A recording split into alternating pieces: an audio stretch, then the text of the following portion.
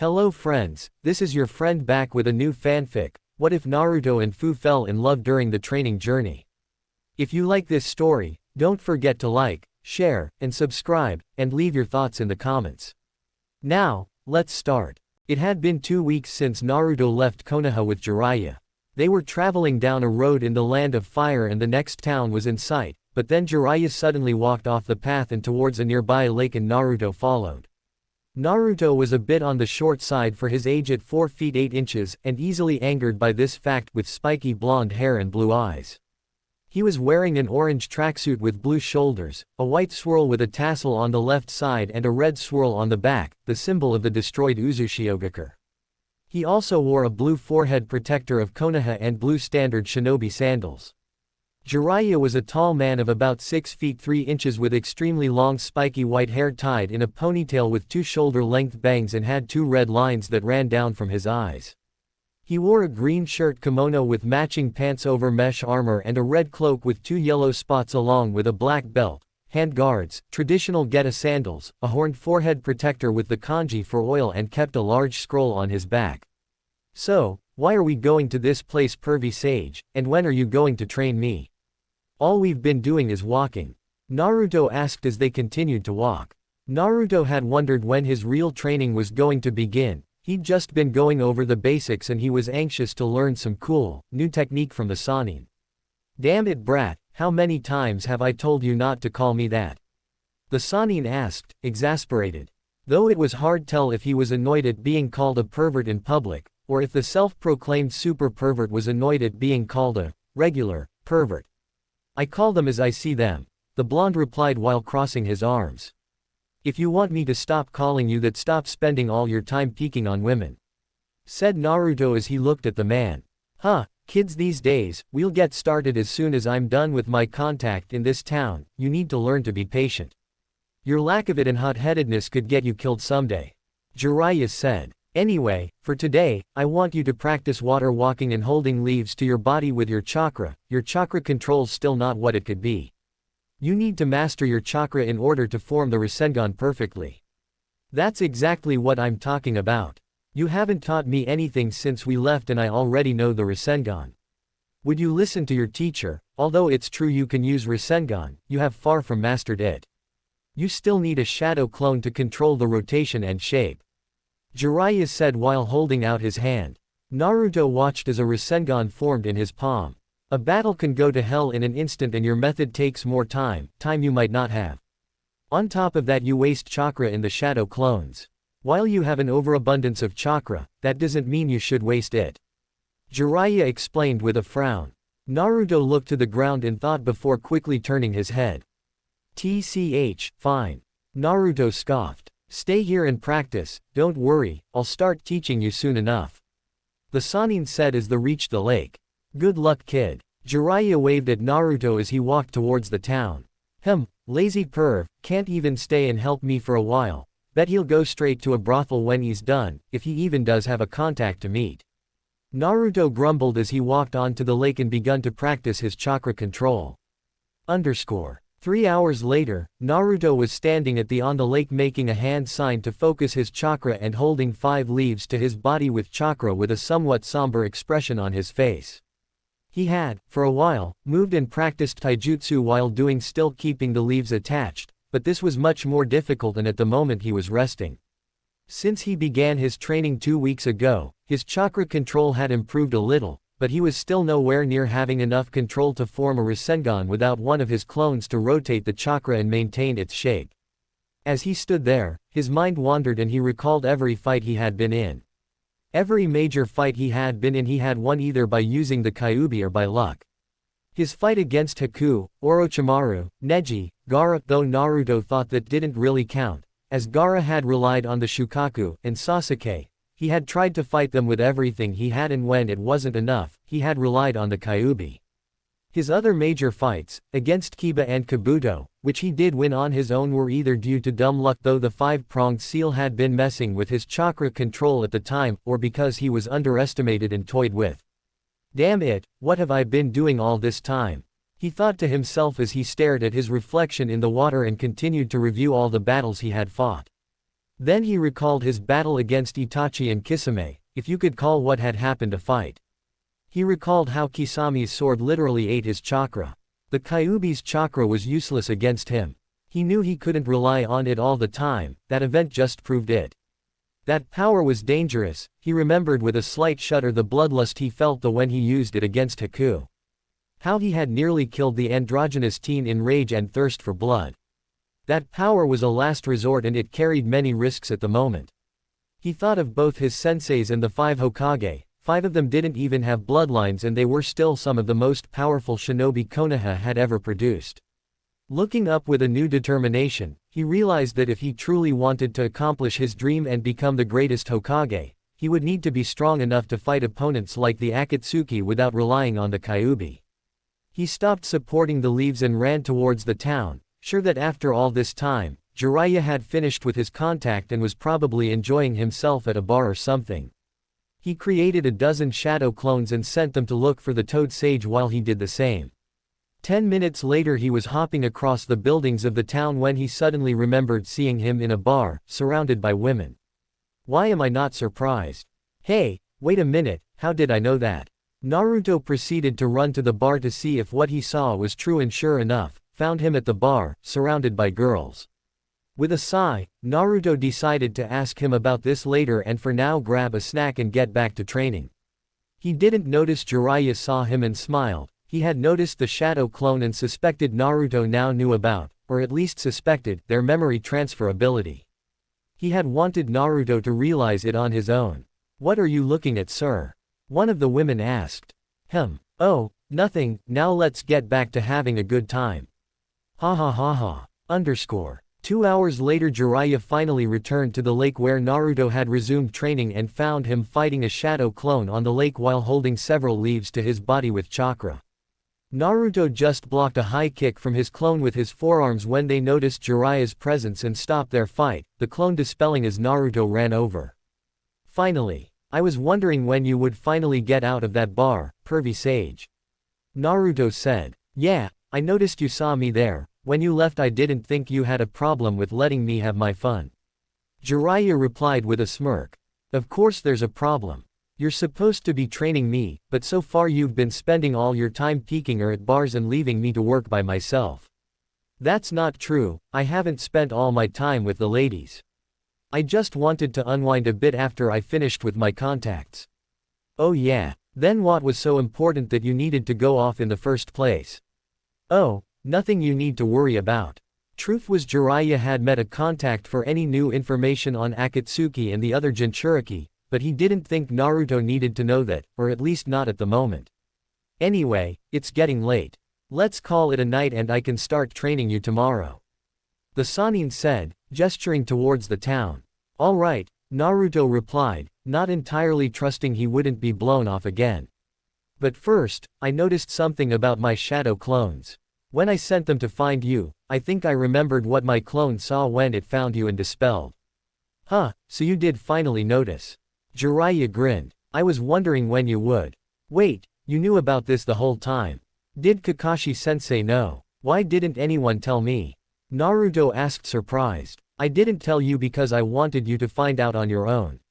Like I said when you were learning the Rasengan, you need to learn to depend on yourself. As for Kakashi, he probably didn't tell you because he was focused on Sasuke. Jiraiya said with a frown, becoming serious. Naruto looked at the ground dejectedly at the mention of Kakashi favoring Sasuke. Noticing this, Jiraiya decided to explain. Kakashi didn't favor Sasuke, he focused on him for 2 reasons. The first is a childhood friend he had who was an Uchiha, so he may have felt he owed the clan. Jiraiya explained and Naruto looked up at him, surprised to learn something about his sensei's past. It's his story to tell so I won't speak of it any further. The second reason is that he could tell Sasuke was heading down a dark path and was trying to save him. But as you can tell, it didn't work. Jiraiya explained. Naruto, for once, seemed deep in thought. Talking about Sasuke reminded him of something. Hey, pervy sage. Naruto said quietly. Why did you tell me to forget Sasuke just before we left? I didn't want you to end up like me. Jiraiya said. Naruto looked at him curiously, not understanding and noticed a look of sorrow on his face.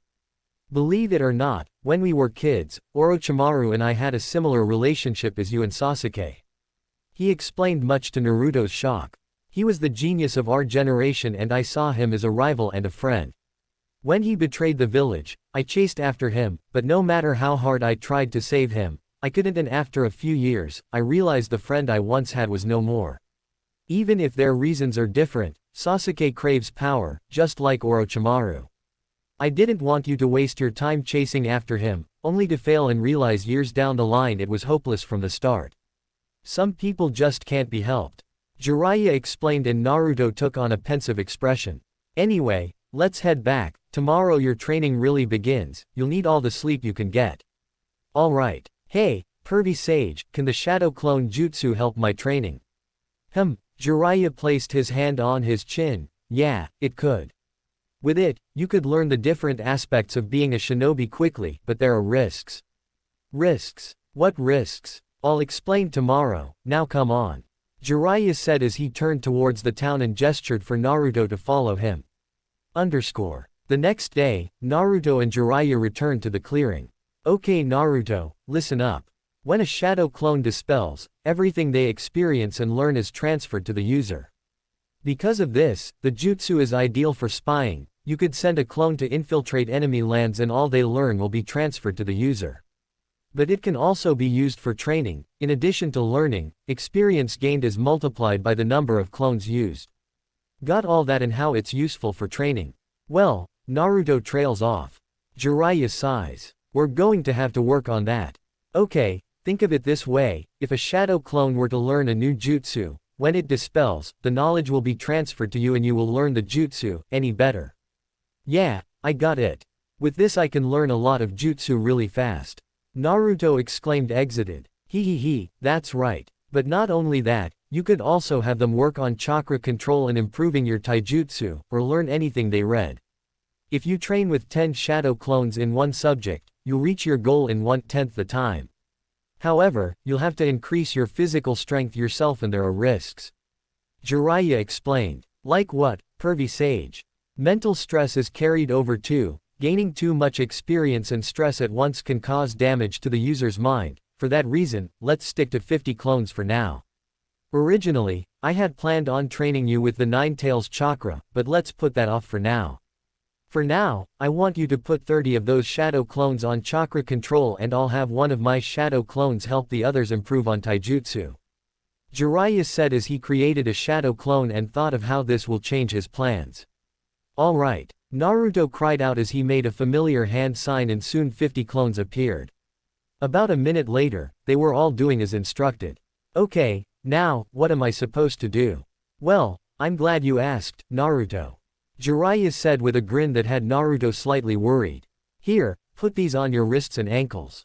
Jiraiya said, reaching into his cloak and pulling out 4 sets of ordinary-looking prayer beads and gave them to him. Huh, okay. Naruto replied with a raised eyebrow before he put them on as instructed, like this. Perfect. Sealing technique. 4 limbs weighted seal. Jiraiya cried out, instantly the beads turned white. Wah-ah. Naruto looked at the beads before falling to the ground as the beads increased in weight exponentially. What the hell, pervy sage? What? I told you, didn't I? You have to increase your strength on your own. While the Sannin said as he gestured towards the clones as Naruto got up. Work on chakra control and taijutsu, you'll work on physical strength. You'll be using those beads to train like that Lee kid. They'll change color as you train and once they turn red, you're done. I'll supervise from over there, yeah, that's it. Jiraiya said, pointing at a tree before walking over to it as Naruto got started exercising, grumbling once more about lazy perverts as Jiraiya sat down. Good luck, brat, it's only going to get harder from here. It's been 4 months since Jiraiya had begun to train Naruto seriously. Since then he had improved greatly. Naruto's taijutsu, which was pretty decent for a genin, was now at an average chunin's level.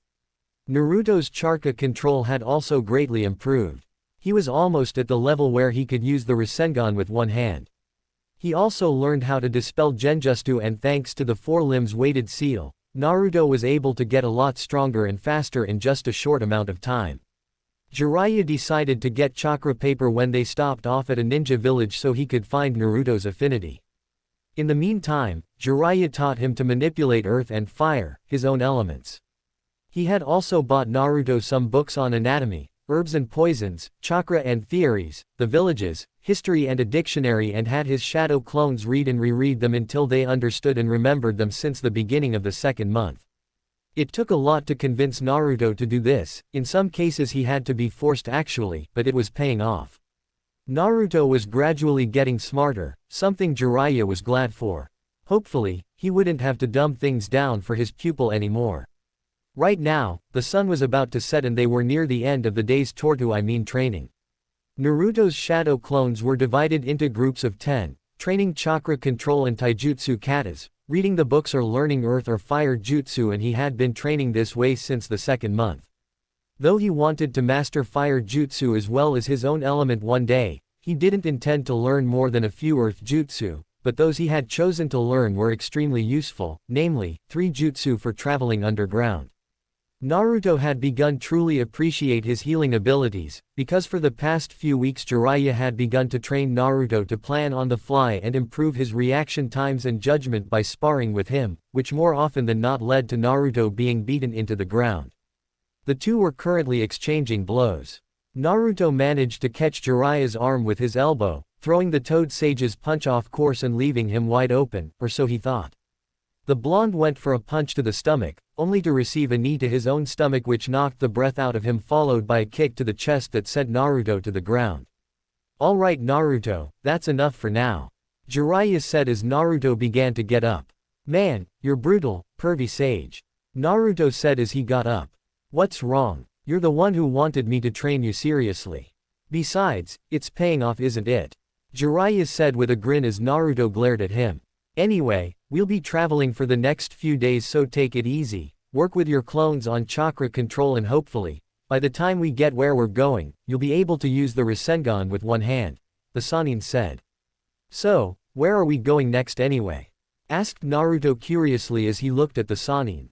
"A minor village, we need some supplies for your training and I have something to discuss with the village's council."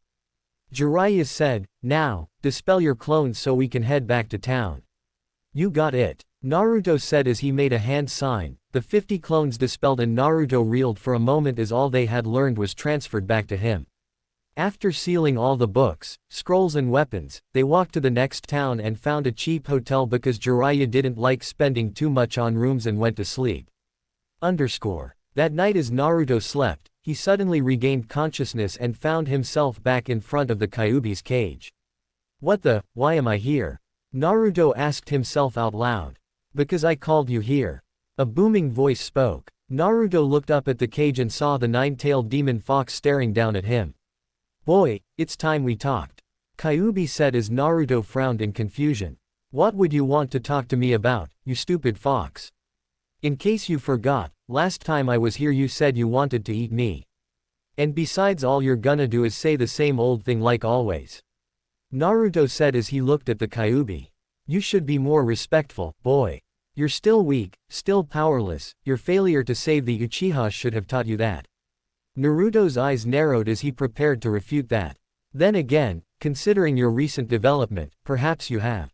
Naruto seemed slightly surprised. "I suppose I should be thankful you're stronger than you were before."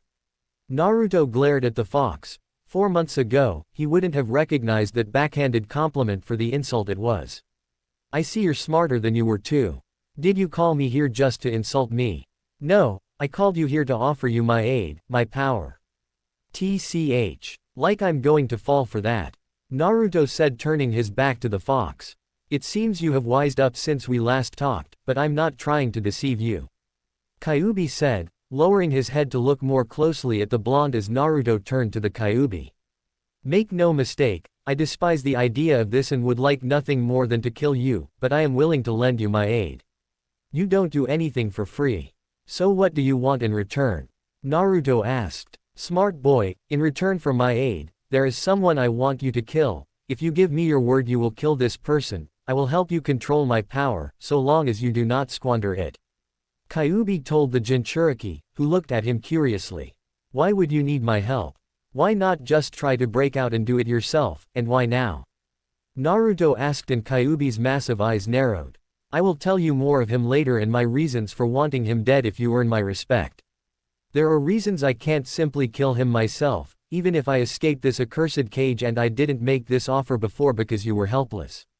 I didn't believe you had the potential to kill him, even with my power, but things are different now.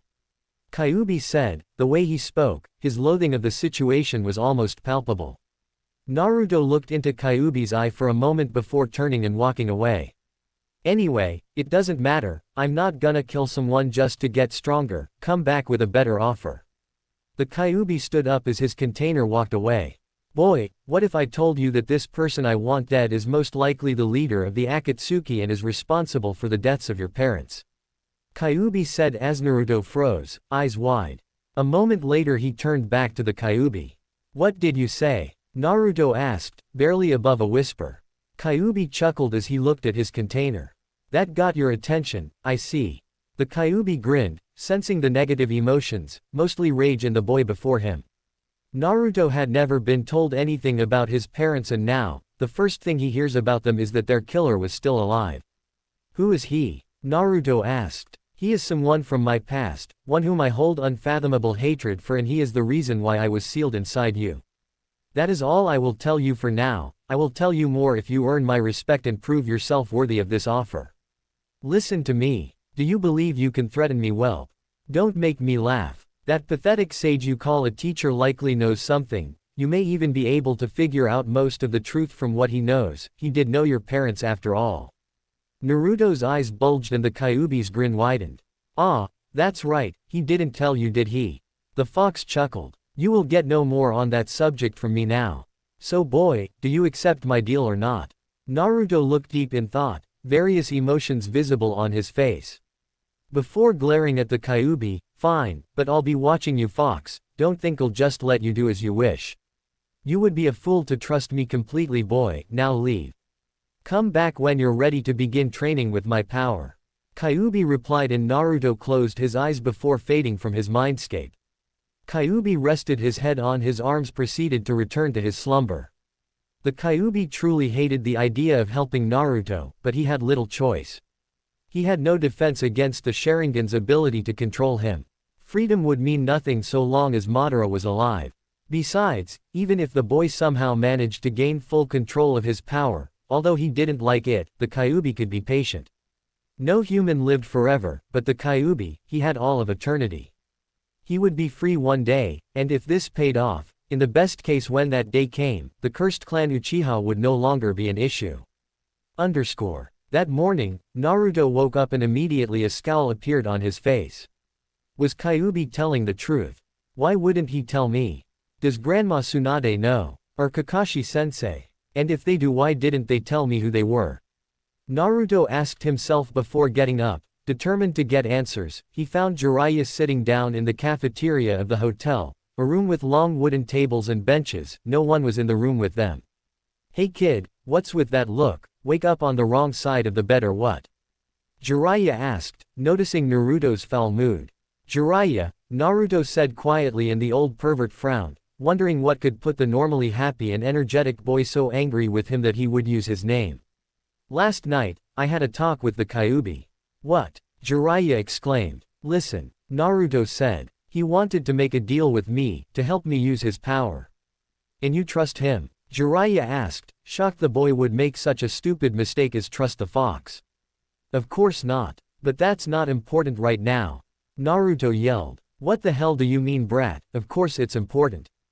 Jiraiya yelled back, trying to get the boy to listen to him. Not to me right now, what I care about is that he told me you knew my parents. Naruto roared at the sage, and Jiraiya's eyes widened before he took on a serious expression. So that's it. He was telling the truth, why wouldn't you tell me?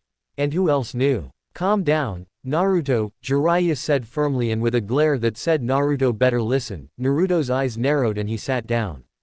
You weren't told because it was feared it would go to your head or that you would tell someone. As a Jinchuriki, you would get enough attention from enemies as it was without knowledge of your parents adding to it.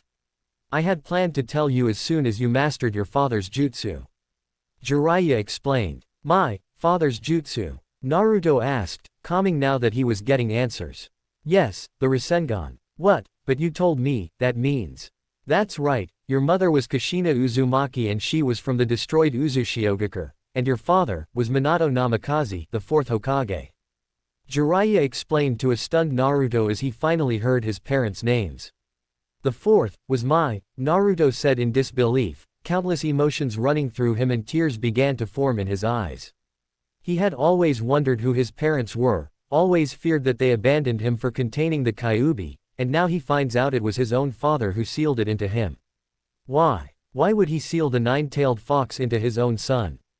Did he have any idea what I would go through? Did he even care? Naruto shouted as the tears streamed down his face. Naruto. Jiraiya slammed his fist on the table, enraged at Naruto's words. Don't let me ever hear you say something like that again. Jiraiya said with a scowl. I had never seen Minato happier than to say he found out he was going to be a father. He loved you very much, I have no doubt about that. I wasn't there so I don't know what exactly happened that night, but let me ask you, could you ask someone to sacrifice their child when you aren't willing to do the same? Naruto looked at the table, eyes downcast and unwilling to make eye contact with the sage after his outburst. When he thought of what he knew about the fourth, he realized he was a man willing to make any personal sacrifice for the greater good. After giving him a few moments to think on it, Jiraiya spoke again. I'm sorry I kept this from you Naruto and I swear I'll make it up to you. I'll tell you everything about them, but tell me, what else did the Kyuubi talk about? You know how dangerous and persuasive he can be. Naruto paused for a moment before looking up at the hermit responding, he told me he wanted me to kill someone in exchange for his power. Jiraiya's eyes widened. He said whoever it is was probably the leader of Akatsuki and responsible for my parents' deaths, but I thought the fourth, my dad, died sealing the Kyuubi. Naruto said quietly and Jiraiya leaned back and cupped his chin. He did. Actually, both of your parents died fighting the Kyuubi. But, something never did quite add up about the whole thing. What do you mean, pervy sage? Naruto asked. Jiraiya briefly looked glad to hear the blonde use his nickname again, even if he didn't like it before turning serious again. Well, I was going to wait and tell you once we started talking about what your parents were like, but, your mother was the previous container of the nine-tailed demon fox. Naruto's eyes widened and his jaw dropped slightly at the revelation. There is a moment when a female Jinchuriki's seal weakens. When the Jinchuriki gives birth. A pregnancy in a Jinchuriki lasts 10 months because the chakra that normally nurtures the child is divided between it and the seal, and when she gives birth, so much chakra is directed to the child that the seal weakens, to the point that the biju can break free, unless a seal master is present to constantly maintain it and repair it afterwards. The seal must have broken, freeing the Kyuubi. Your mother's clan, the Uzumaki, were renowned for two things. They were the greatest known seal masters to ever live and their longevity. It was the life force from that longevity allowed Kushina to survive the Kyuubi's escape, but the damage was killing her, she likely wouldn't have survived the night. She used the last of her strength to hold down the Kyuubi while your father sealed it. But, Dad was supposed to be one of the greatest seal masters of all time, how could he have let that happen? Naruto said with a slight scowl, beginning to work out the truth from all information they had gathered. Exactly, and that is what doesn't add up. I know your father was there when you were born and he would never have let that happen. So then, this guy the Kyuubi wants me to kill, Naruto said, growling slightly, almost angry enough to channel the Kyuubi's chakra as he began to work out what situation. Jiraiya looked up with a slight glare at the prospect himself having come to the same conclusion as his apprentice. That's right, Naruto. Whoever this guy is, he must have attacked your parents when you were born. Using you and Kushina's weakened state to his advantage, he separated Minato from Kushina and broke the seal, freeing the Kyuubi to attack Konoha. Jiraiya said before adopting a thoughtful expression. But all this doesn't explain why the Kyuubi couldn't just kill this guy himself, or why he hates him so much. You have any ideas, pervy sage? Just one, did the Kyuubi say anything else about him? Just that it's someone from his past who he hates more than anything else. Jiraiya hums in thought. Well, there is only one person I can think of, who could get through all the precautions and defenses that would have been used that night and been able to do such a thing. Who? The person I'm thinking of should have been dead since the days of the first Hokage. I'll look into this, but I doubt I'll be able to find anything. But I will say this, if it's him and he is the one behind the Akatsuki, then they are far more dangerous than we could have imagined. Jiraiya said grimly. Anyway, the Kyuubi will eventually tell you anyway, right? Naruto nodded. They sat in silence for a moment thinking of everything they learned. Jiraiya lamented over not being there for his student when he needed him. He likely wouldn't have been a match the attacker if it was who he thought it was, but with him and Minato together, that night may have turned out differently. Pervy sage, Naruto said quietly. Jiraiya snapped out of his depression and he looked to his apprentice. Could you tell me what they were like? Jiraiya smiled. Sure kid. They spent the rest of the morning and a lot of the first day of their journey, talking about Minato and Kushina. It had been a week since Naruto had talked to the Kyuubi. He and Jiraiya were slowly traveling north using clones to train Naruto along the way. Naruto had come to respect, love and idolize his parents even more in the fourth's case, and in spite of sealing the Kyuubi into him after hearing everything Jiraiya had to say about them, he had also expressed a wish to follow in the footsteps of his parents and his mother's clan as a seal master. Also, knowing that there was someone powerful enough to use the Kyuubi and fight evenly with his father who was after him and how complicated and difficult sealing jutsu were, he had begun training more intensely and with more focus, even in areas he didn't like such as his reading, though he still didn't do more of that than Jiraiya told him he had to. Although aside from his newfound attentiveness, his personality had largely remained unchanged. He had doubled the amount of clones and quickly decided not to dispel them all at once and asked Jiraiya to increase the weights. Today, they were finally reaching their destination.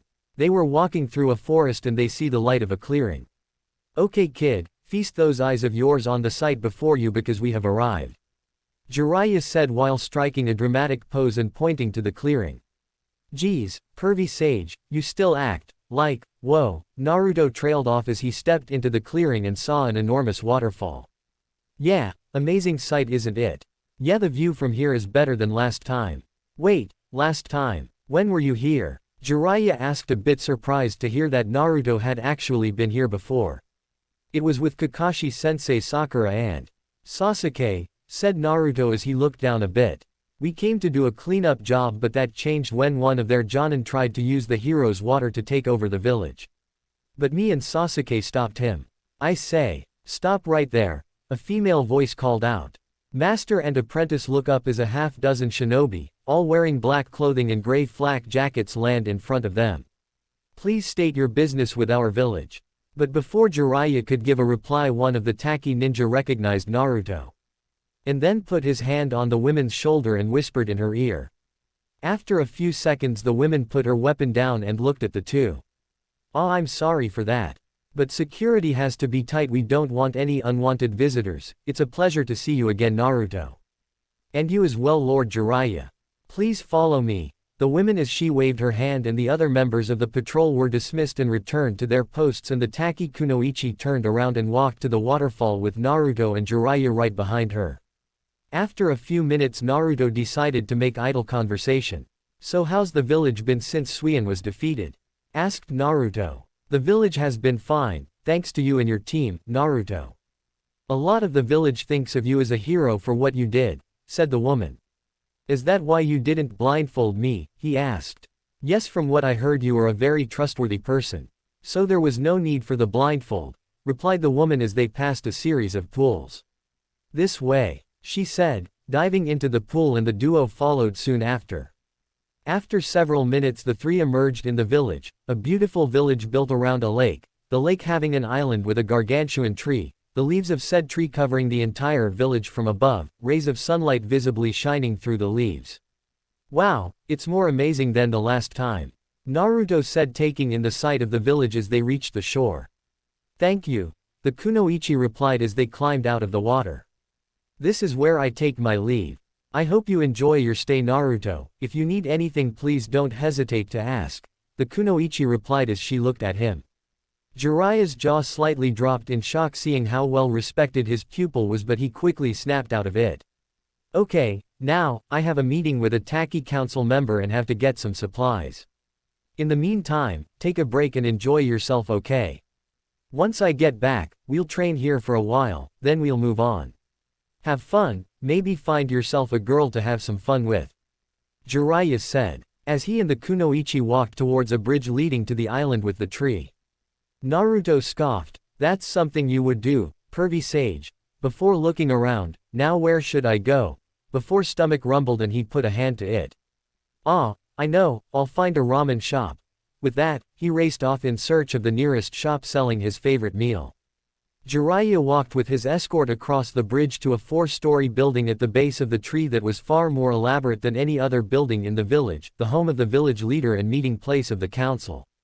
They entered the building and walked to the second floor into a room. We've arrived, Lord Shibuki will see you now, said the kunoichi as she took her leave. Jiraiya walked into the room and met Shibuki, the leader of Takigakure. A young man with black eyes and long, dark brown hair going just behind his neck, he wore gray pants and a green shirt. Ah, you're here. It's a pleasure to meet you, Master Jiraiya. The village leader said. Nice to meet you too, Shibuki. It's nice to see someone so young take his position seriously. Jiraiya smirked and Shibuki chuckled and rubbed the back of his head at the compliment. Well, I have to live up to my father's legacy, said Shibuki. His father had been a hero who gave his life for the village. Drinking the hero's water to gain the strength necessary to protect the village, knowing the cost. Anyway, let's get down to business, what is it you wish to tell me? Well, according to my spy network, Taki is the only minor village with a Jinchuriki. Jiraiya said and Shibuki stiffened before narrowing his eyes. Yes, what of it?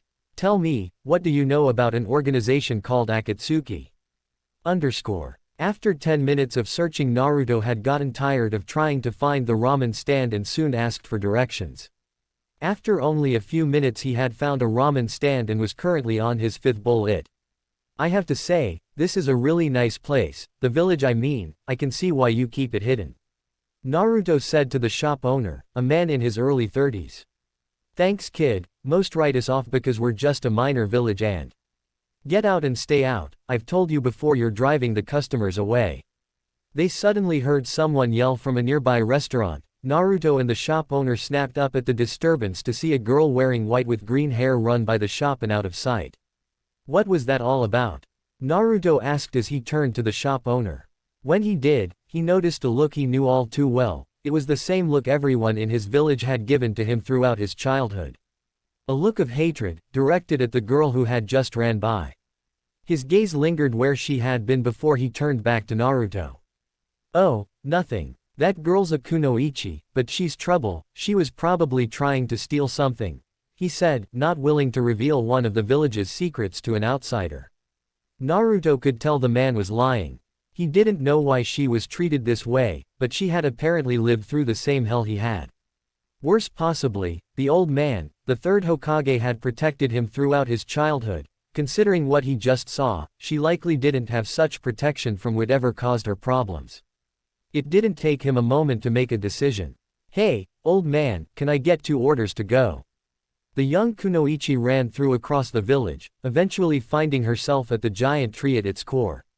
The green-haired genin had just been trying to get a decent meal from one of the stores that had, until now, allowed her to buy from it, but apparently, people didn't want to buy from a shop that let the demon buy things. Of course they would choose their business over helping her. There were few in the village that didn't see her as the Nanabi, and those who didn't were in no position to help her. The 14-year-old girl's life had been hell and what little kindness she had been shown was disappearing over the years. She was starting to become cynical about the world in general. Hey! A voice she didn't recognize called out. She turned to see a yellow-haired boy with whisker marks standing on the side of the tree with his chakra. Naruto looked down at the kunoichi as he finally got a good look at the girl. She had spiky mint green hair, tanned skin and wore a short white shirt that showed her midriff with a white mini skirt with bandages on her legs and under her shirt and white armlets, her forehead protector tied around her right arm and white shinobi sandals, reminding him of Ino Yamanaka, who wore almost the same thing but purple in color. What Naruto focused on however, were her eyes, first on the fact that they were orange, his favorite color, and then on the fact that they held a look similar to the one his own eyes used to carry, a sad and lonely look. They also had a hint of distrust, showing she had likely been betrayed more than a few times, before they hardened. She looked at the boy before her, noting his forehead protector. What do you want? She said, scanning him for any signs of hostility or deceit. Hi, My name is Naruto Uzumaki, and I saw what happened and thought maybe you'd like some of this. Naruto said, holding up a cup of ramen. The kunoichi raised a brow. Naruto Uzumaki, you're the hero of our village. What is someone like you doing talking to me? Said the kunoichi as she looked down and saw the cup of ramen in his hands. Why would you give me this? Well, like I said, I saw what happened and I don't think you should be treated like that, so I thought you might like some company. The kunoichi looked at the boy, debating whether or not to trust him. She decided to give it a shot, seeing as she was hungry and he was from another village and didn't know what she was, and it might be nice to be treated normally, even if for a little while. Fine, she said, taking the cup. She did like ramen, even if it wasn't her favorite meal. She and Naruto ate together under the tree in silence before Naruto spoke up. So, you never told me your name, he said, trying to get the girl to open up. It's Fuu, just Fuu, said the green-haired girl, and they were silent for a few more moments. So judging from your headband, you're from Konoha. What's it like? Fuu asked and Naruto smiled. It's great. It's a lot bigger than Taki and they have the best ramen stand in all the nations. There's also a huge monument to the Hokage, their faces carved into a mountain. That's so. Yeah, and one day, I'll have my face on the monument. You want to be Hokage? Why? Fuu asked and was surprised when Naruto briefly looked sad, the same look she often saw in her own reflection. When I was young, I was an orphan and hated by everyone. Everywhere I would go, people would glare at me and insult me, and I didn't know why until recently. Until then, I wanted to be Hokage so everyone would have to acknowledge me as the greatest ninja of the village. But some people acknowledged me and they rescued me from being alone. Now, I want to be Hokage to protect those who are precious to me. Naruto said. Fuu looked at the ground, surprised and depressed at how similar his past was to her own. Well, I wish you luck, Naruto, and thank you for the ramen, said Fuu with a smile. Thanks and you're welcome. Hey, anything exciting happened since you became a ninja? Fuu smiled. A few. What about you? I got some good stories, like the time me and my team fought Zabuza Momochi. With that, the two began trading stories about their time as ninja. Jiraiya had finished his business with Shibuki and had gotten all the supplies he needed. He was currently looking for his apprentice. After about 5 minutes, he had finally found his student talking to a girl at the base of the sacred tree, and he said he wasn't like me.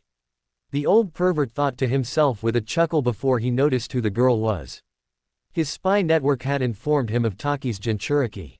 After watching them from a perch on the tree for a moment, he jumped down as he landed, noticing how the girl reacted defensively and noting the look in her eyes. Naruto, I see you took my advice on finding some company, Jiraiya said as he landed. Pervy Sage, finished your meeting with Shibuki? Pervy Sage, Fuu asked with a raised brow. Don't be fooled by anything the brat might say, the man standing before you if none other than the Toad Sannin, the sage of MT. Mayuboku, the gallant Jiraiya. Jiraiya said as he struck one of his poses.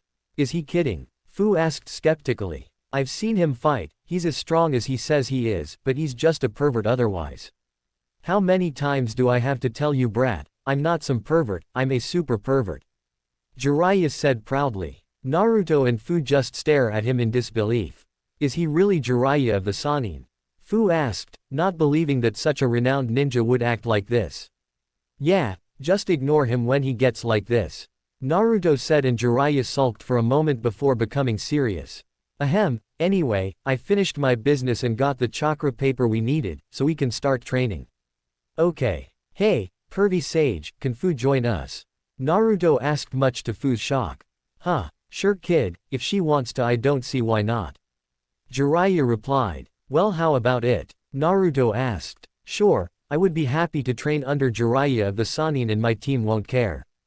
Fuu replied. Okay, good thing they sell these cards in groups, Jiraiya said as he pulled out the small sheets of paper. Have you used these before? Jiraiya asked Fuu, receiving a shake of her head in response. Okay, listen up, this paper reacts to your chakra. If you have a lightning nature affinity, then the paper will crumble, wind and it'll split in half, fire and it will burn, water it will get wet, and earth and it will turn to dust. Jiraiya said before he handed Naruto and Fuu each a card. They channeled their chakra into the cards and Naruto's split in half. Fuu's, on the other hand, crumbled before getting wet. Naruto, you have the wind affinity, whereas you, Fuu, seem to have been born with both water and lightning. Now, we can begin training you in nature transformation. Great, can we get started, Ero-sensei? Fuu said with a smirk. Damn it, brat, look what you did. Jiraiya wailed and Naruto and Fuu shared a laugh while Jiraiya grumbled how brats today showed not respect for their elders. A few moments later and Naruto was making a familiar cross-shaped hand sign. Hold on, Naruto. Jiraiya said. What is it? Since your friend is joining us, maybe you should go easy and cut your clones back down to 50, until we leave anyway. Okay. Good, now listen closely. Wind is the rarest of the 5 basic chakra natures. They can deal in blunt force or precise cutting and piercing attacks and is best suited for short and mid-range combat. To manipulate wind, you must imagine splitting your chakra in 2, make those pieces as thin and sharp as possible and compress them together. While manipulating your chakra like this, use your chakra to split a leaf into 2 halves. Piece of cake, shadow clone jutsu. Naruto shouted as he created 50 shadow clones. Wow, you must have some large reserves to create this many just for training. Wait, what are they doing? Fuu said. She was sure she could do something similar, since Jinchuriki all have large reserves, but was surprised when 5 of the clones get books from scrolls and began reading while the rest gathered leaves from the tree. Shadow clones have a special ability, they transfer all the experience they gain to the user when they dispel. So with 1 shadow clone you train twice as fast, with 50. Naruto trailed off. Wow, that's incredible. You'll be able to learn new jutsu in no time like this. Fuu said in awe, imagining how quickly one could learn with such an ability. Yeah, pretty amazing, huh? I wish I had known about this earlier. There are some drawbacks though. Naruto said. Like what? Fuu asked. Well, most couldn't do this, takes too much chakra to create this many clones, let alone use them for long enough to actually learn anything. Plus, you get their stress too, and learning too much at once can give you a headache. I'd imagine so. Okay, you two, I'd like you two to spar while your clones get the basics of wind manipulation. Jiraiya said. I'm up for it. What about you, Naruto? I'd like to see what the future Hokage can do. Fuu said. Sure, a spar sounds like fun. Naruto replied. Alright, no clones, okay you two. Okay, ready Fuu. Naruto said as they got in position in the field and Jiraiya sat on one of the roots of the tree. Yeah, let's go. Fuu said before held her and forward. Hidden waterfall style, water slicing blade. Fuu said and suddenly, a blade of water formed in her hand and she rushed forward. Naruto drew a kunai and blocked a downward slash, kicking off an exchange of blows before Naruto suddenly jumped high, doing a backflip in midair before he threw his kunai and ran through hand signs. Fuu dodged the kunai and looked up just in time for Naruto to finish his hand signs. Fire style, Phoenix Flower Jutsu. Naruto yelled before breathing out several small fireballs. Fuu dodged 3 before rushing forward and cutting through a 4th with her water blade. She was halfway to the boulder on which Naruto was going to land when he touched down and said boulder broke apart into a cloud of dust which revealed a hole in the ground when it cleared. He's underground, he could appear anywhere, Fuu thought before she closed her eyes to concentrate. Much to Jiraiya's surprise, insects begin to crawl out from her back and cover the ground. Naruto popped out of the ground behind her and was covered with them.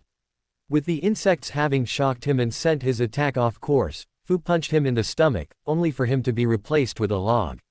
She heard a splash and found Naruto had jumped into the lake to escape the chakra-draining bugs. Damn, I need to train more with that jutsu, I should have sensed that. Naruto thought as he swam to the surface. Fuu meanwhile was waiting for him to resurface while her insects returned and they informed her of something shocking. They had sensed traces of Biju chakra in his chakra network. He's a Jinchuriki, he really is just like me, she thought, eyes wide open and mouth agape. A look Jiraiya didn't miss. Familiar with the Aburame clan's abilities, which seemed similar to hers, he had a good guess what she just found out. Naruto finally jumped out of the water and made hand signs. Fire style, flame bullet. Naruto spit out a large ball of fire which snaps Fuu out of her shock and she prepared a counter. Water style, violent water wave. A large amount of water gushes from Fuu's mouth, washing away the fireball. When the jutsu ends and the water clears, Naruto is nowhere in sight. Suddenly, hands reach out of the ground and grab her ankles, pulling her down and burying her up to her neck. Just afterwards, Naruto jumps out of the ground in front of her. Looks like I win, Fuu. Naruto said with a smirk. Yeah, now help me out. Fuu replied. That was pretty good, you too. Jiraiya said, walking forward as Naruto got Fuu out of the ground. I'd say you two could take the average Chunin without much problems. Now, Naruto, join your clones on learning wind manipulation. Fuu, since you've obviously got water down already, I'll help you start on lightning. Jiraiya said. Okay, what do I need to do? Fuu asked. The lightning element is used to electrocute, paralyze and pierce its opponents, as well as increase the user's speed, though that's rare. It uses more chakra than the other elements, but it pays off with the amount of damage it can cause. It is produced by increasing the high-frequency vibrations of your chakra. Got all that? Yes, Ero-sensei. Fuu said, smirking when she saw him twitch at the name. For the rest of the day Fuu trained with Naruto and Jiraiya. She had opened up to the two a little more by the end of the day. The next day Jiraiya told Naruto to take the day off and told Naruto to enjoy himself with his new friend, hoping he could get some research material out of his apprentice. As he walked through the village, Naruto was surprised to find that while he wasn't shunned, Taki wasn't as hospitable as it had been the day before. He didn't know it yet, but word had gotten around about him associating with Fuu. Naruto walked around the sacred tree, Fuu having agreed to meet him there before they got back to training. Hey, Fuu, how are you? You alright? Naruto said as he approached Fuu and saw her looking out at the lake with a melancholy expression on her face. Sorry, Naruto, Fuu said quietly. Sorry. For what? The reason you're being treated differently, it's because of me. Because you've been talking to me. Huh, that's why they're giving me the cold shoulder all of a sudden. Don't worry about it, I don't care what they think. You must be used to it, right? Huh, you're a Jinchuriki, aren't you? Naruto stiffened. So, I was right, Fuu said sadly. How? My insect sensed a Bijuu's chakra in you when we sparred yesterday.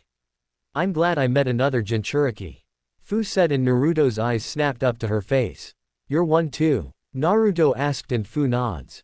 My mom was the last Jinchuriki of the Kyuubi, the nine-tailed demon fox, Naruto said, surprising Fuu. You know a Jinchuriki's seal weakens when they give birth. When I was born, someone attacked and used that to break the seal, so the Kyuubi would destroy the village. My father sealed it into me to stop it.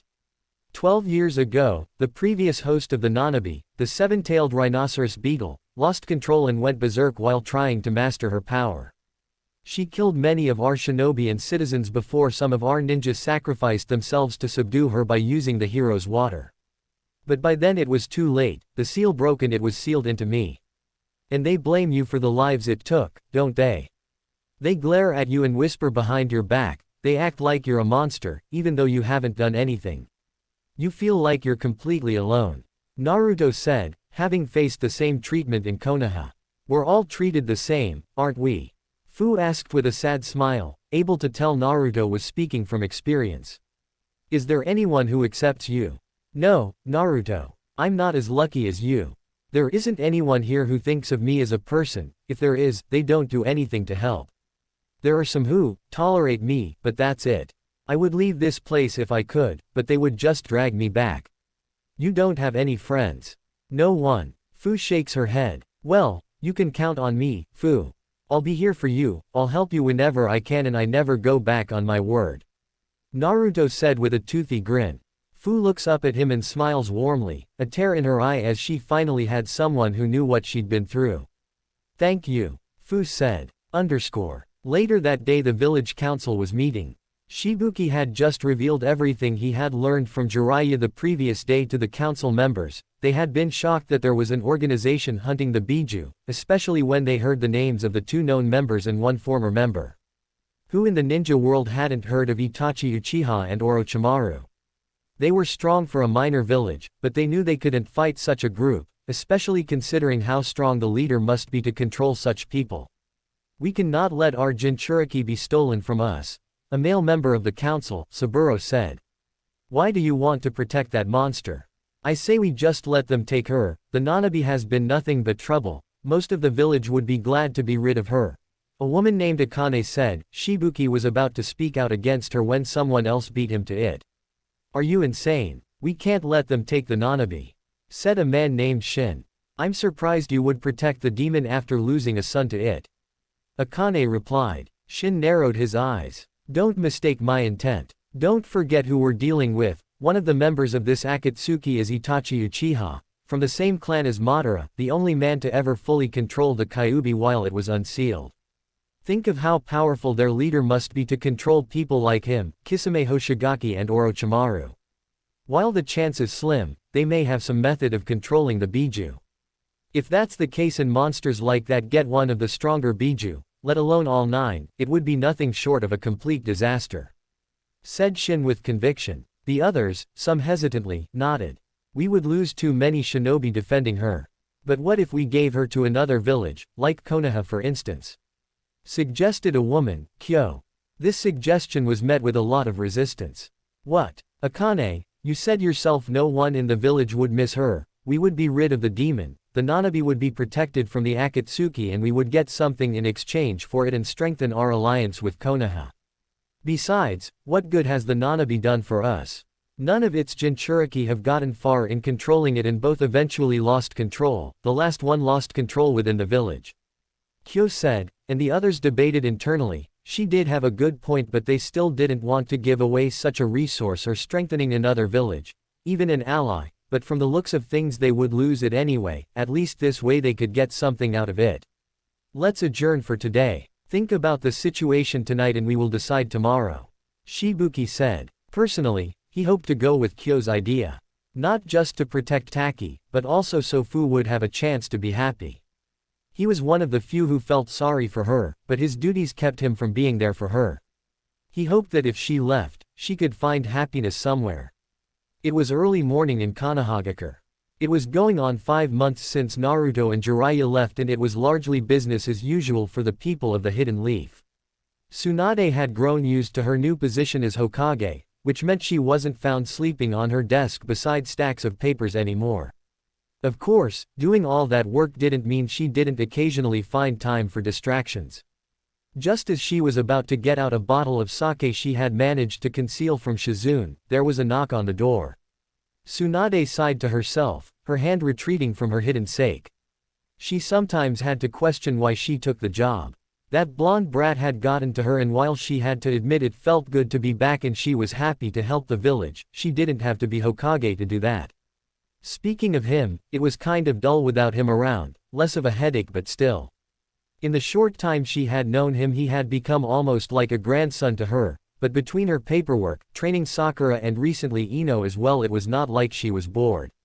Come in. The door opened and a black-haired woman from Konoha's aviary came in holding a scroll. Lady Tsunade, we just received a message from Takigakure. From Taki? Tsunade asked, wondering what they could want. They're requesting a few amendments to the alliance between our villages, trades and, well, look for yourself. The woman said. Tsunade took the scroll and read it. After a few moments, her eyes widened and seconds later she sighed. She would have to call a meeting of the council to discuss this. An hour later, Tsunade sat in the conference room at the end of a long, plain table with the village's clan heads and the advisory council members. Let's begin, Tsunade said seriously, a slight frown on her face knowing they were trading a person, likely without said person's knowledge, but aware that Taki didn't have the resources to protect their Jinchuriki from the Akatsuki. Earlier today, we received a messenger bird from Taki. From Taki? What did they want? Homura asked with a furrowed brow. Does it have something to do with Uzumaki? They had all been surprised when they had heard of the boy's status as a hero in the village. No, although Jiraiya and Naruto arrived in Taki 2 days ago, this has nothing to do with either of them. They made requests of us. They wish for funds, aid and for us to funnel missions to them, among other things. I assume they've offered us something in return and are not merely wasting our time. Kaharu asked. In return, they're offering us the Nanabi Jinchuriki. Tsunade said and looks of slight surprise crossed the faces of everyone else in the room. Troublesome. Shikaku said, his strategic mind, along with Danzo's having already figured out Taki's intentions. They don't want to defend their Jinchuriki from the Akatsuki, So they think that by giving us their jinchuriki, not only do they protect themselves but they can request something in return while pushing the problem onto us. While I do not like the idea of being used so obviously, Konoha would gain another powerful weapon. Who is the current Nanabi Jinchuriki? Danzo said. A 14-year-old genin girl named Fuu, we can have her leave with Jiraiya. She will benefit from his training and Akatsuki wouldn't attack any sooner than they would have before. Tsunade said. Should we really accept? We would make ourselves a bigger target for the Akatsuki, having 2 Jinchuriki. Choza said. We do not know if they can control the Biju or use them in some way aside from creating new Jinchuriki or not. Hiyashi said calmly. If they can, every Biju they gain increases their threat, to us and all villages. That aside, we would gain the power of another Biju. Currently, both Iwa and Kumo, both of whom we have poor relations with, each have 2 Jinchuriki. In addition, one of Kumo's Jinchuriki has achieved total control of his Biju, the Hachibi, as discovered by our 4th Hokage during the last war. Danzo said calmly. Possessing another Jinchuriki would be good for the village. The child would also be unlikely to betray us. Jinchuriki are pretty much treated the same, but thanks to Naruto, the current generation as well as many others have seen they are not the demons they contain.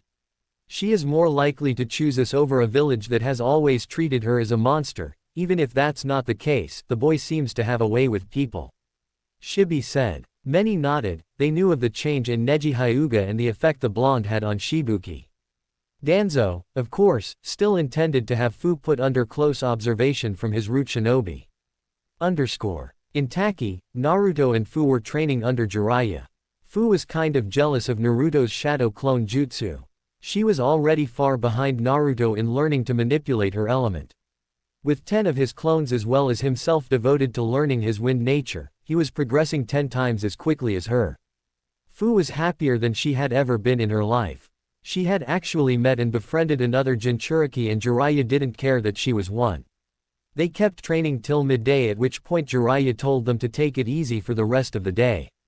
At the moment, Fu was standing under a tree, waiting for Naruto to return with something to eat. She would go too, but most places they could get something already cooked would likely kick her out. She looked up as she heard Naruto approaching, and raised a brow when she saw he brought ramen again. Ramen again? Fu asked. Yeah, what's wrong with that? Naruto replied. Nothing, you just seem to like it a lot. Well, it is my favorite food, it's pretty much all I used to eat back in Konoha. Fu looked at him with a furrowed brow. Naruto, that can't be healthy. I know you like it, but why would you eat it all the time? Naruto looked to the ground. Well, besides the fact that it's my favorite, remember that ramen stand I mentioned? Its owners were 2 of the first people to be nice to me. The old man Kyuki and his daughter Ayame were 2 of the first people to see me as a person, instead of the Kyuubi. They're like family to me, so I made sure to spend as much time there as I could. Oh, I see, sorry I reminded you of that. It's alright, besides, it's nice to talk about it with someone who understands what it's like. Naruto said with a smile and Fu nodded. The closest to that for me was that shop you saw me chased from. They didn't really care, they just thought my money was as good as anyone's. But apparently, no one wanted to eat at a place serving the village demon. Oh, but, if that hadn't happened, we might have passed each other by without saying a word, and it's not like I can't cook. Yeah, you're right, so I guess it worked out for the better. Naruto said with a smile which Fu returned. She didn't really like going there anyway, they served her but always made it clear she wasn't welcome. Just as they had almost finished with their meals, a Taki nin landed before them. Fu, Lord Shibuki requests your presence. You are to report to him immediately, the man said. Fu nodded and looked to Naruto. It's fine, I get it. See you later, Fu. Naruto said and the green-haired girl nodded before she disappeared in a body flicker. She entered the building and walked through the halls to Shibuki's office, knocking before entering. Welcome Fu, the village leader said. Greetings Lord Shibuki, you wanted to see me. Fu replied and was put on guard when Shibuki gave her an apologetic look. Yes, Fu, I regret to inform you that starting today, you will no longer be a shinobi of Taki. Fu's eyes widened in shock. Wah, what you mean? What am I supposed to do if I'm not a ninja? Fu yelled, angry and a bit afraid. Taki saw her as a weapon. If they thought she wasn't good enough, they may extract the Nanabi. I didn't say you would no longer be a shinobi Fuu, it's just that you will no longer be a ninja of this village. You're being transferred to Konoha, effective tomorrow. You're to leave the village with Master Jiraiya. What, is that why they came here? Fu asked, fearing she may have been betrayed again and they had come to get another weapon for their village. Not exactly, Jiraiya and his apprentice came on a training trip, as I know they have told you, but also to warn us. Warn us, about what? Fu asked, wondering what it could be to cause them to simply give her away. There's an organization called the Akatsuki, we have heard a little of them. They're an organization that works in groups of 2 and every member is an S-class missing nin, including Itachi Uchiha, Kisame Hoshigaki, and formerly, Orochimaru of the Sannin.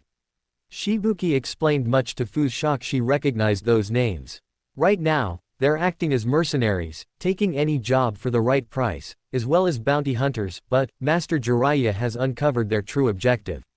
What is it? The Biju. Shibuki said grimly, causing Fu's eyes to bulge and her jaw to drop slightly in shock and fear. They were coming after the Biju and by extension the Jinchuriki. Then a look of realization appeared on her face before her eyes narrowed. So, the council decided to get rid of me so they wouldn't be a target. I'm surprised they didn't just give me up to them. I would never have allowed that, but I won't lie to you, the idea did come up. Fu looked to the ground, eyes shut and trembling with rage. Her village was just going to abandon her and kick her out. Even if she hated the place it was her home, some part of her had wanted to prove them wrong and show them she wasn't the monster they thought she was.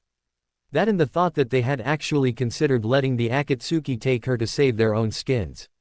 For what it's worth, I was for the idea for you to go to Konoha, but not to protect the village, though that's part of it. Shibuki said and Fu looked up at him. Fu, you know as well as I do most of the village will never accept you, and I've been watching you since Jiraiya and his apprentice arrived. Don't deny that the time you've spent with those two has been the happiest you've ever been. Fu's anger subsided and a melancholy look played across her face. Fu, take this chance to find people who accept you, find a place where you won't be an outcast, where you can find the happiness you deserve. I have faith in you and wish you luck.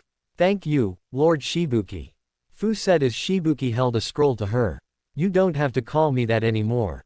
Here, take this message to Master Jiraiya. It will explain everything. Goodbye Fu. I'm sorry I couldn't help you more. Fu nodded and quietly walked out. That night, Fu walked to the hotel she knew Naruto and Jiraiya were staying at and walked to their room and knocked on the door. Naruto answered. Oh hey, Fu, what's wrong? Fu began to sob and hug Naruto. Much to his and Jiraiya's surprise, Naruto held her until she calmed down and she gave the scroll to Jiraiya. He read it and scowled slightly. Huh, didn't see that coming. Jiraiya said. What is it, pervy sage?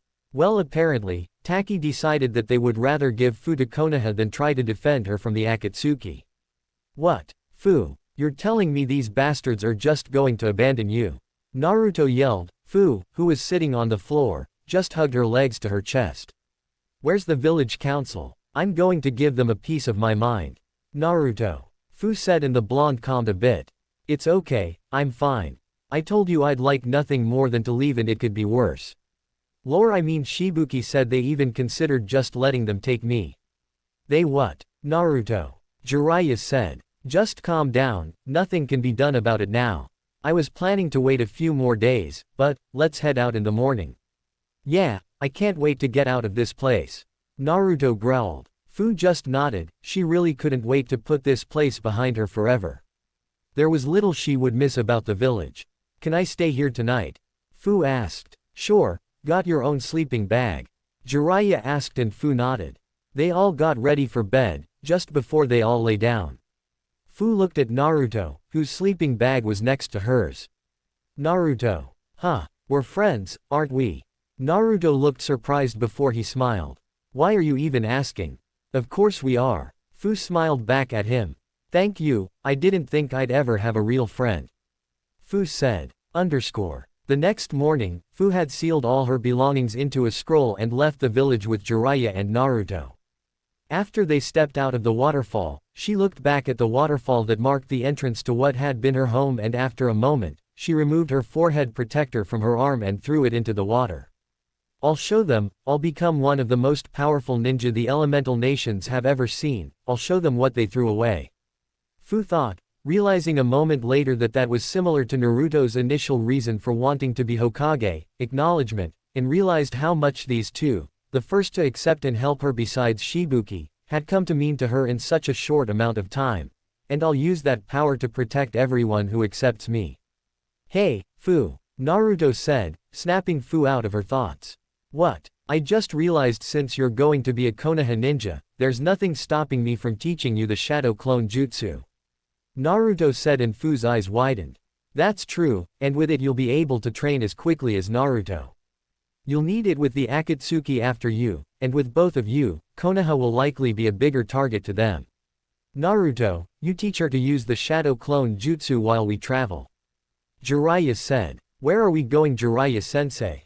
Fuu asked. What? No, Arrow-sensei, anymore. So, you've finally seen that I'm a man worthy of the utmost respect. Jiraiya said with a grin. No, I just noticed it's not bothering you as much anymore. Jiraiya twitched and Fuu adopted a thoughtful expression. But if you want me to call you that. No, that's all right. No, I think I will keep calling you Arrow-sensei on second thought, think of it as a term of endearment. Fuu said with a smirk. Jiraiya grumbled about disrespectful brats and Naruto and Fuu shared a laugh at his expense. Anyway, where are we going? The land of rivers, I know a place that's perfect for what I have in mind. Doesn't hurt that the country also has some lively towns and a minor ninja village, among other things. A week later, Naruto, Jiraiya and Fuu were traveling down the road in a dark, mountainous forest near the border to the land of grass. The skies were overcast and it looked like it could start raining any moment. Fuu had gotten the shadow clone jutsu on the second day and she and Naruto had devoted all their clones to learning to manipulate their new elements whenever they stopped. With 100 clones devoted to learning it, they had already gotten basic manipulation of their elements down. Naruto could split leaves and Fuu could create a decent electric charge, but they were not yet good enough to use their elements in battle. Hey, where are we, pervy sage? This place gives me the creeps. Naruto asked, trying to mask his fear. Something that wasn't too well known. Naruto had phantasmophobia, an irrational fear of ghosts, phantoms and the supernatural, paranormal, and this place definitely had that kind of vibe. We're near the capital of the former land of necks, Kubasaki Pass. Jiraiya answered. Kubasaki Pass. As in broken neck, Naruto said, pointing to his neck with his eyes wide. What? Don't tell me the future Hokage's scared. Fuu teased with a playful smirk. What? No, of course not. So, why did they call this place that anyway? Naruto asked. He does have a point, it's not exactly inviting. Fuu said. It's named in honor of the Kubasaki clan. They were the feudal lords of the land of necks, until they were destroyed in a war 50 years ago. Jiraiya explained, before pausing as he felt something. He looked to the sky, his students followed his gaze just as it began to rain, quickly picking up into a downpour. Oh great. Come on kids, move, he said as they began to run. As they ran down the road, a foreboding castle becomes visible from the tree line. Huh, that must be the castle of the Kubasaki clan. Come on, we can stay there for the night, it should be abandoned. What? We're staying there. Why not just walk straight the next town? It's just a little rain. Naruto asked. He would never set foot into the place by his own free will, even if it meant staying out in the rain all night. I knew it, you are scared. Fuu said. No I'm not, I just want to get where we're going faster. A little rain never hurt anybody. Naruto replied as they ran to the castle.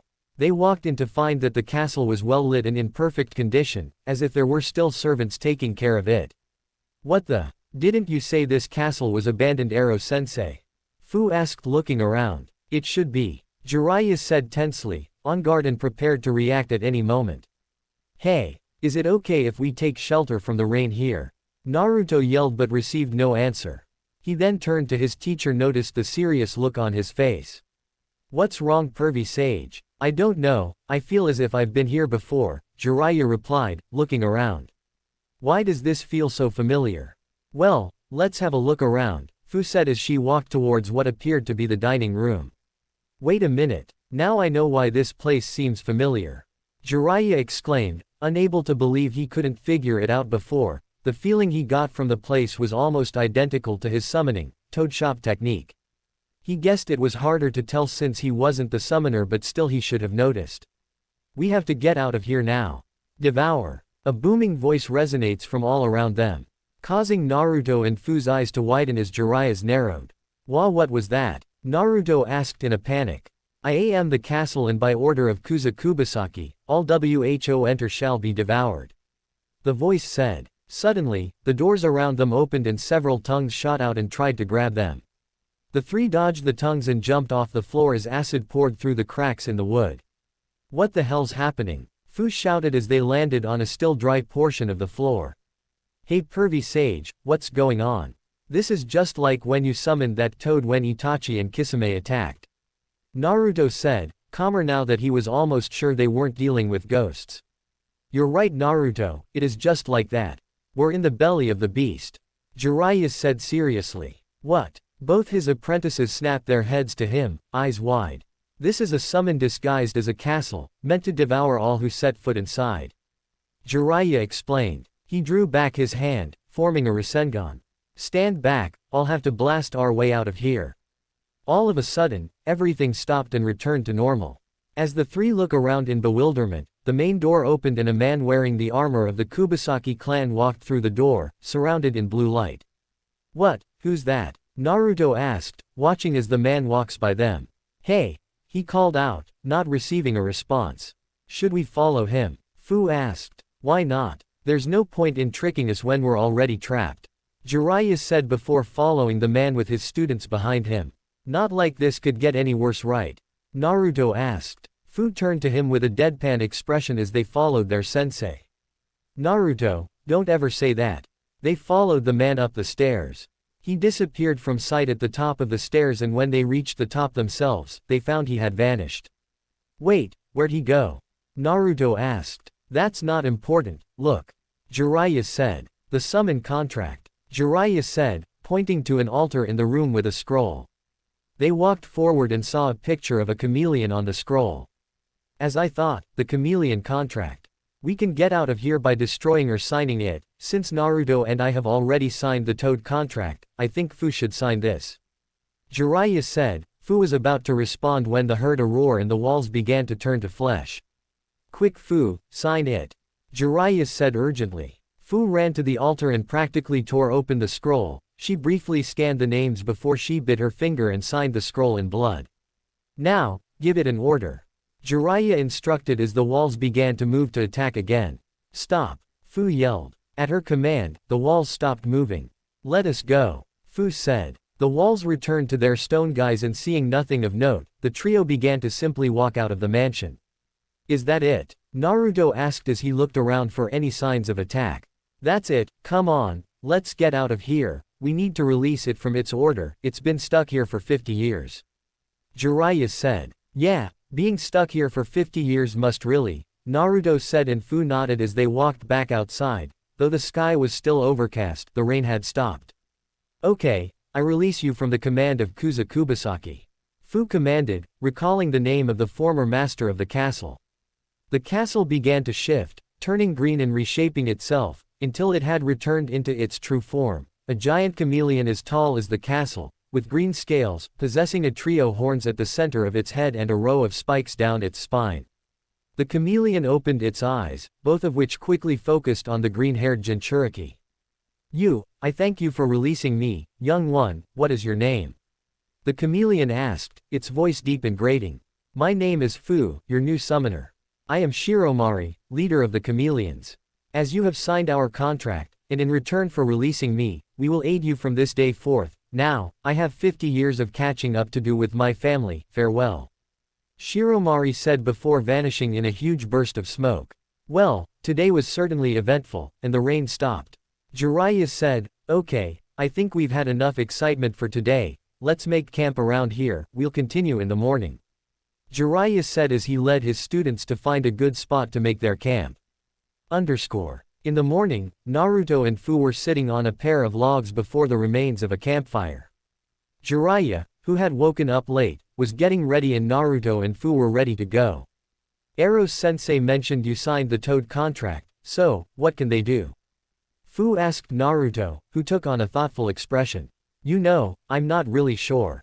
Whenever I've summoned them, I always just have them fight. I know Pervy Sage once summoned the stomach of a toad around us, but that's it. Naruto replied. You don't know. Fu asked, surprised. You don't know what yours can do either. Naruto said, crossing his arms. Yeah, but I just got them, and no one's seen this contract in 50 years. You, on the other hand, had the toad contract and have been traveling with someone who mastered their abilities for months. Fu pointed out with a smirk. Yeah, well, Naruto rubbed the back of his head and smiled sheepishly. We both need to learn more about our summons, let's just call one of them and ask. Good idea. Naruto replied before they both bit their thumbs and made hand signs. Summoning jutsu. Both call out as they slam their hands to the ground. Two small clouds of smoke poof into existence. When they cleared, Fu had summoned a small green chameleon with brown markings on its face and along its back, while Naruto summoned a small orange toad with blue markings along his eyes and lips and a blue jacket. What's up? The toad, Gamakichi asked. You must be our new summoner, the chameleon said. I am Daichi, grandson of Shiromari, thanks for freeing Gramps, I'd only heard of him till yesterday. You're welcome, although, we didn't have much choice you know. Fu replied. Guess that's true, still, thanks. Whoa, a chameleon. It's been a long time since you've left your forest. Say kid, who's she? Your new girlfriend? Gamakichi asked with a smirk, causing Naruto and Fu's eyes to widen and blushes to appear on their faces. Wah, what? What makes you think I'm his girlfriend? Fu asked, waving her hands in front of her. Yeah, I mean, she couldn't be my girlfriend, what gave you that idea? Naruto asked, still blushing. What's that supposed to mean? Fu scowled, and Naruto knew if he said the wrong thing he'd be a dead man. I mean I've only known you for about a week, it's too soon to think about something like that. He replied quickly while raising his hands in defense and Fu's anger seemed to subside a bit. Besides, there's a girl I like back at Konoha, Naruto said sadly as he remembered when Sakura begged him to bring Sasuke back. He knew she loved Sasuke and it hurt. Part of the reason he wanted to save Sasuke was so Sakura could be happy, even if it wasn't with him. Oh, Fu said quietly, not sure why that hurt a little. They both seemed a bit gloomy after this. Hey, what's with the gloomy atmosphere? Anyway, why did you call us? Gamakichi asked. I'm curious about that too. Daichi added. Oh yeah, we were wondering, what can you guys do? We were talking and we realized we don't know much about your abilities. I mean, all we know is your Gramps can disguise himself as a castle, he gestures to Daichi. And you guys can attack with your tongues and the chief has his sword and that water jutsu. Do you have any special abilities? What? You've been with the old guy all this time and haven't asked him? Gamakichi asked a bit surprised, causing Naruto to look sheepish and Fu to smirk. Well, some of us can do something like what you just said his Gramps did, some of us can use water, fire and wind jutsu, and we can combine them with your jutsu for stronger attacks. Huh, this is the first you're hearing of collaboration jutsu. Gamakichi asked shocked, Daichi seemed surprised as well. Yeah, the meaning's pretty obvious though, combining techniques for a stronger attack right? Fu asked. Well yeah, but there's a bit more to it. Gamakichi said. Collaboration jutsu is combining complementary ninjutsu and elements or techniques that require multiple users working together. For example, several ninja working together to create a powerful barrier or, you know how wind makes fire stronger. Daichi began to explain, getting nods from the two, he continued. Well, let's say you summon Gramps, he has the wind and water elements, if you combined his wind with a fire jutsu of your own, it would create a firestorm. Yeah. You get the same result by combining Pop's toad oil bullet with a fire jutsu, and if that were then combined with a wind jutsu, Gamakichi explained. Wow, sounds awesome. Naruto said. Yeah, but there's more to it than just combining jutsu. You have to time it just right and synchronize your chakra for maximum effect or for some techniques to work at all. Aside from that, there are lots of toads with special abilities, seals, barriers, partial summons like you mentioned earlier, sage arts. Sage arts. I don't really know much about it yet, ask the old man, he'd be able to explain our abilities better anyway. As for us, we can use water, fire, wind and earth techniques, we can attack with our tongues, and have some other abilities. You should call someone older to explain. Also, Daichi explained, before he suddenly faded from sight, blending in with his surroundings and his presence completely vanished. Gamakichi, knowing about this ability, wasn't surprised, but Naruto and Fuu looked around in shock, before Fuu suddenly jumps and looked to her leg, her gaze rapidly shifting as if following something that was crawling up her body until it stopped beside her neck. The young chameleon reappeared there on her shoulder. We can completely blend in with our surroundings and hide our presence, though we will teach you to detect us and possibly imitate this ability. This, along with our earth jutsu that allows us to tunnel through the ground quickly, makes us excellent spies and perfect for sneak attacks, though there are some abilities that can still detect us. Seriously. That sounds perfect for pranks. Naruto said. That's true, and please don't do that again. Fuu said. Sorry, couldn't resist. Daichi said with a smirk. So, if that's all you wanted, got any snacks? Gamakichi asked. If you got any, I'd like some too. Daichi added. Huh. Oh sorry, we're on a training trip right now so we don't really have things like that. We'll get you some next time we stop in a town though. Naruto said. Well, thanks in advance. See ya. Gamakichi said before dispelling himself and returning to the Toad's Mountain. If you have no other reason for me to be here, I'll be heading back too.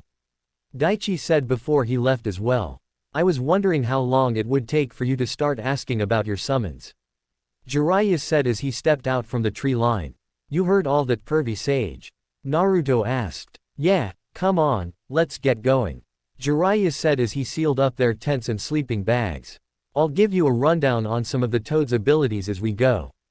Sorry Fuu, but you're going to have to ask the chameleons for more about their abilities. Wow, was all Naruto could say as he gazed at the valley before him. It had been a week and they had arrived at their destination.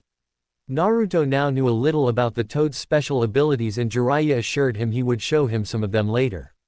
They stood before an enormous, majestic valley with a deep forest and several waterfalls and rivers. Yep, this is the place.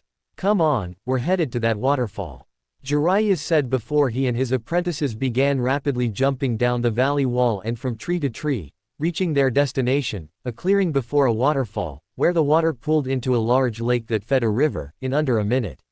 So, what are we going to do, Ero-sensei? Fuu asked. Well, this place has everything we need for your elemental training, among other things, but right now, we'll be focusing on something else. Jiraiya said, showing a grin that worried his two apprentices. Oh, by the way, Fuu, where's your seal located? The center of my chest, why? Fuu asked, indicating the area just below the base of her neck. What do you have in mind? Naruto asked. I want you to master your chakra control. Jiraiya replied, still grinning. What? After all that time I spent on chakra control, I can form a Rasengan perfectly already, it seems like a waste of time.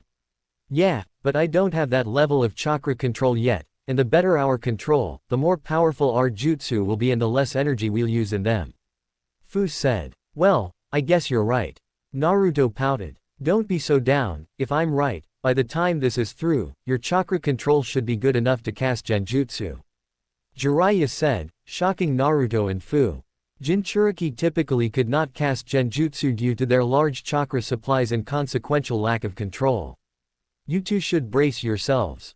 Jiraiya said as he drew his hands back. Before they could ask what he was planning, he shot forward, his fingertips glowing with chakra, and slammed his hands into their Naruto's stomach and Fuu's chest and called out, "Five-pronged seal." Both cried out in pain and were sent sprawling on the ground unconscious. They awoke half an hour later. So, you're finally up, huh? Jiraiya asked. Ah, hey, what's the big idea? Wait, not this again. Naruto said, as he looked to the Kyuubi's seal and realized what Jiraiya had done. Ow, you've been through that before. Fuu asked, sitting up with a hand over her seal. Yeah, Orochimaru used it on me when he snuck into the Chunin exams, it shot my chakra control to hell. I get it, we're supposed to master controlling our chakra while these seals interfere, right? Fuu guessed. You got it. I want you each to create 100 clones and devote 75 to chakra control for the next 3 weeks, use the rest to make sure you don't fall behind in your other subjects. After that, you'll continue to train with the seals on until you master manipulating your elements. You should get started, Jiraiya said. Seeing the benefits, they decided not to argue and went to create the clones. Much to their surprise, Fu created less than half her target number and Naruto created about 2/3. What the? Naruto said puzzled. Don't forget about the seals, Jiraiya said with a smirk.